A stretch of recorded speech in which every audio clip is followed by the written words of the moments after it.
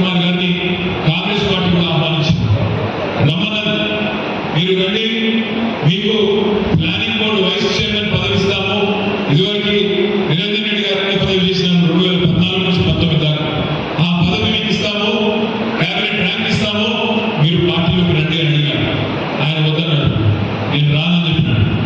మీరు ఐపీఎస్ ఆఫీసర్గా పనిచేసినారు, మీకు అనుభవం ఉంది, పరిపాలన అనుభవం ఉంది, మీరు వచ్చి పబ్లిక్ సర్వీస్ కమిషన్ చైర్మన్ పదవి తీసుకోండి అని మరొక ఆహ్వానం పంపినారు.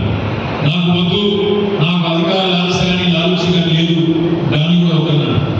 చివరికి ఆయనకి చెప్పారు, మన రాష్ట్రంలో 3 రిజర్వ్ సీట్లు ఉన్నాయి, నాగర్కర్నూలు ఉన్నది, వరంగల్ ఉన్నది, పెద్దపల్లి ఉన్నది.